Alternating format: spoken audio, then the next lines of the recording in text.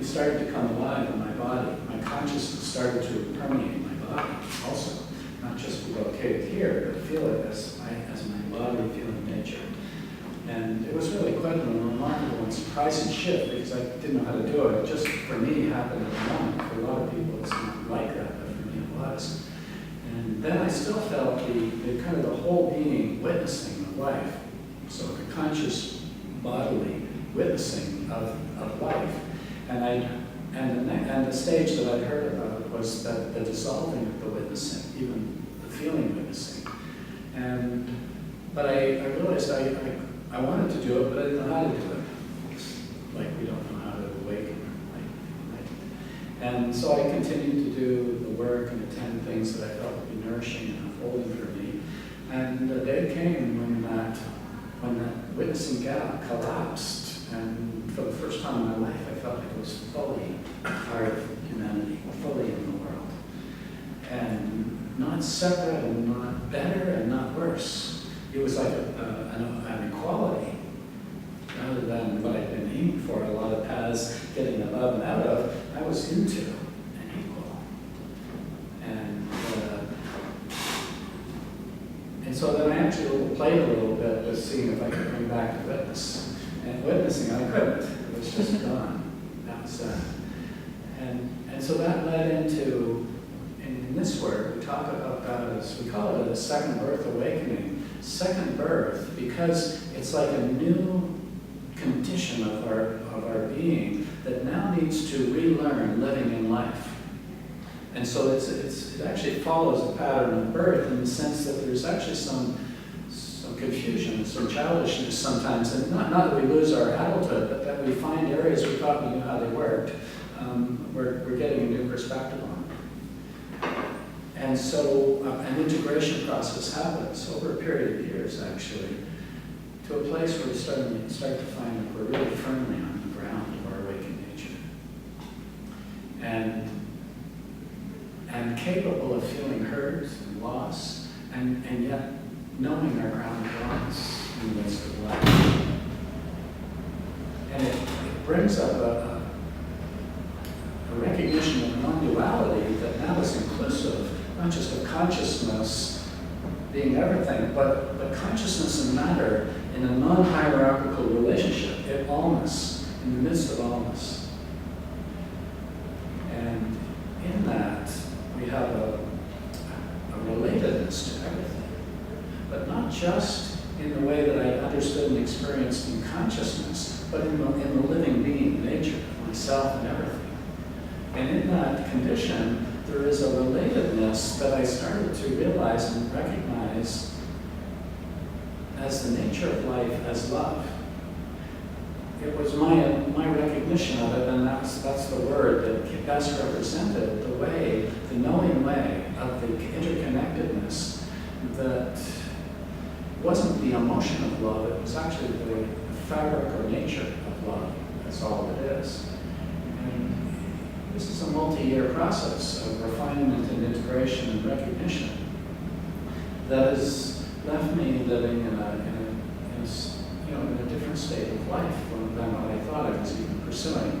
The state of integrated wholeness that isn't perfect, has personal nature, that likes certain things more than others, has still some old sensitive places or wounds that might get activated, but they're just included in the wholeness of my nature.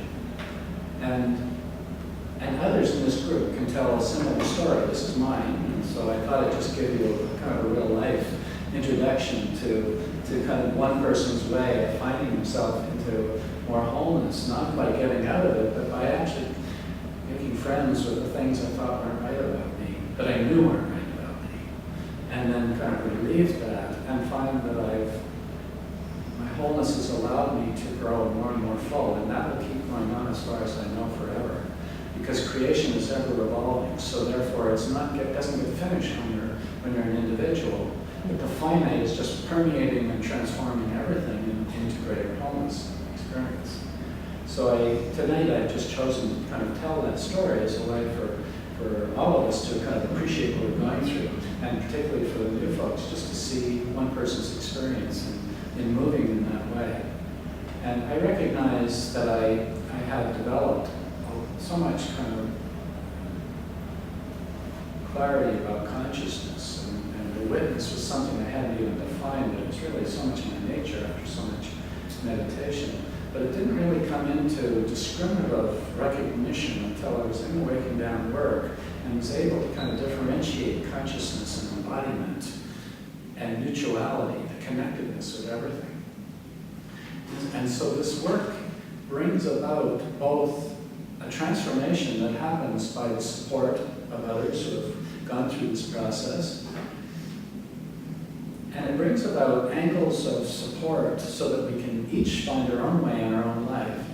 And it brings a recognition that is broader and more practical in the nature of living life than I've heard in other paths, because it includes the awakening component, the embodiment, the conscious embodiment component, and the mutuality component of living in harmonious or authentic ways in interrelationship with everybody.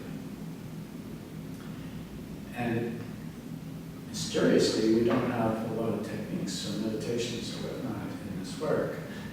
It's not that those can't be useful. It's that our specialty, you could say, waking down, is to support people to,